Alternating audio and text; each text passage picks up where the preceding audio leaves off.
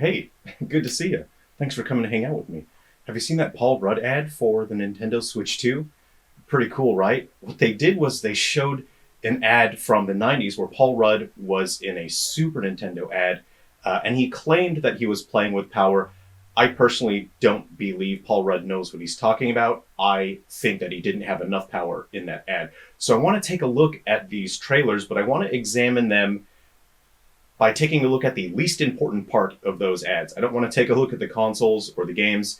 What I want to take a look at is how faithfully do they recreate the look of young Paul Rudd in terms of the costuming. This is not important at all, but it was the part that interested me the most. All right, let's take a look. Okay, we'll start out by taking a look at the original. And this is really interesting. This is such a cool look. So he's got black denim, leather boots, and I'm wondering what material his coat is, because this is very billowy. It's significantly billowy than coats that we see made in the last 15 to 20 years that have a lining and a thicker material. So I'm wondering what this is. It's quite loose and free-flowing. Now, something interesting to note is how wide the shoulders are. Obviously, this is a coat sized for a much taller person, but that's such an indication of the style of the 90s is the overly loose fit. It was something that we saw start in the mid-90s as we moved farther and farther away from the tight-fitting jeans of the 80s and the tight-fitting shirts. Fashion and style tends to move in waves, and they go in opposites. So whereas in the 80s things got a little tighter, they were moving away from the massive flares and the bell bottoms of the 70s. In the 80s, fits got tighter, and then in the 90s we see basically people wearing giant massive shirts, giant pants. So the fact that he's wearing this huge coat, and looking at the sleeves, I believe it looks like they are rolled up here. So obviously this is for a taller, much taller person. Those sleeves look rolled up. The shoulders come to about here. So this is obviously a coat for quite a tall adult, but it's indicative of the look of the 90s here. We have these kids that seem to all have a similar look, but it's interesting that they're not allowed to look as flashy as Paul Rudd here. And we're going to do some comparison shots as well. That is so billowy. I can't believe how billowy that is. I don't believe that. He's got, of course, this is an interesting color. It's not exactly salmon. It's not red. It's somewhere in the middle. It's interesting. I want to point out this necklace that he's got.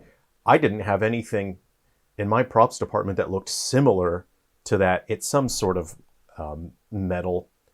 But it is catching light. I'd originally thought it was wood. They were a couple pieces of wood put together, but I don't know what that is. It is some kind of metal, and it is difficult to tell due to the low definition of this what material the actual necklace is, but we'll see in the remake ad here that adult Paul Rudd is wearing, and this gives us quite a bit more to look at here. So we have a similar entrance following from above and behind. But I don't believe these are black denim jeans. This is a modern fit. These are just slacks. So I'm going to pay special attention to the sleeves, and it looks like, oh, okay.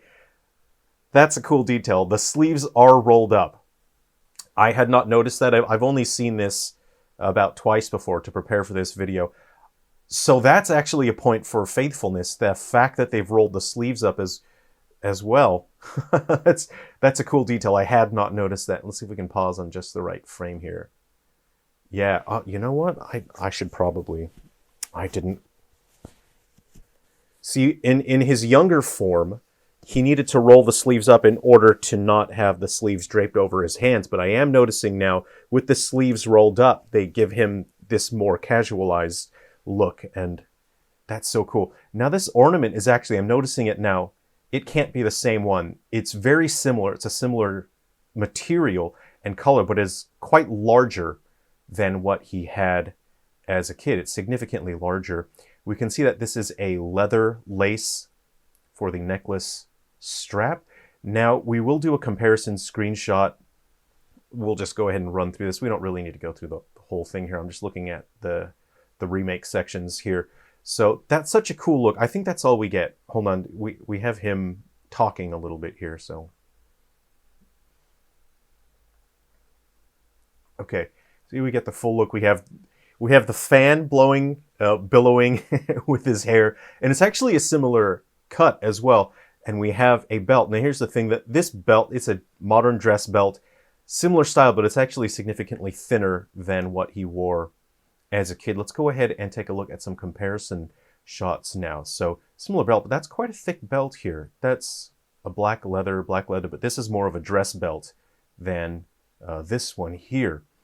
But the shirts are so similarly colored.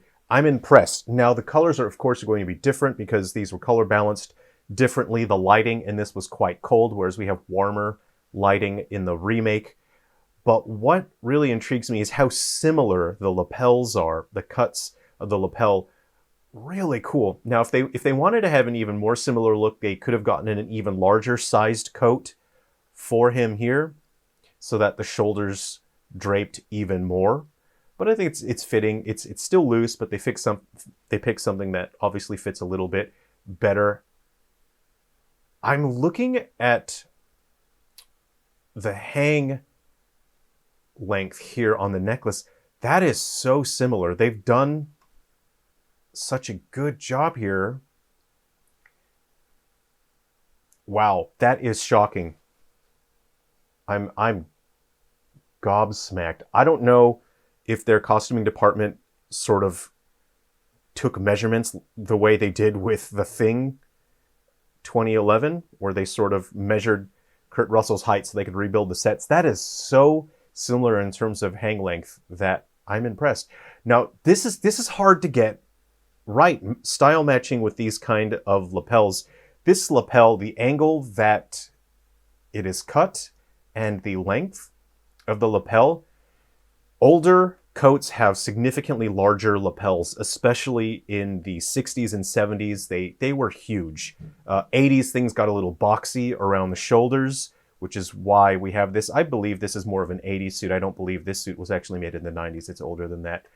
That is a longer cut on the lapel here, but it's so similar. It's such a good look. So they do lose a little points for not having a lapel that's even bigger, that's more exaggerated, but the shape, extremely similar. I'm very impressed with that. The hairstyle, points, they get points for that, is really, really similar. They did a great job.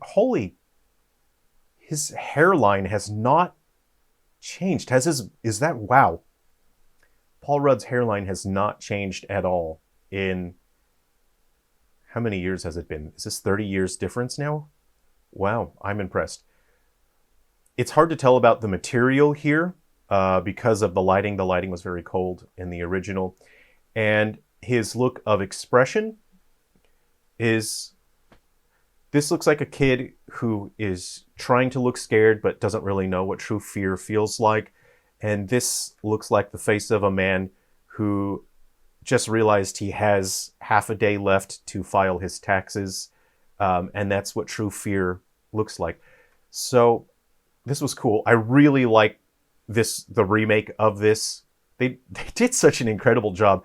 This is really cool. I mean, I'm going to nitpick. They should have gone with the black denim jeans. That's all I'm saying. Anyway, brilliant. This is really cool. I really like that. I enjoy Paul Rudd movies. Very cool, very fun. Okay, I hope you enjoyed taking a look at that. Thanks for coming to hang out today. I'll put some videos on screen if you want to just see some fun stuff and have a laugh with me. Okay, take care. See ya.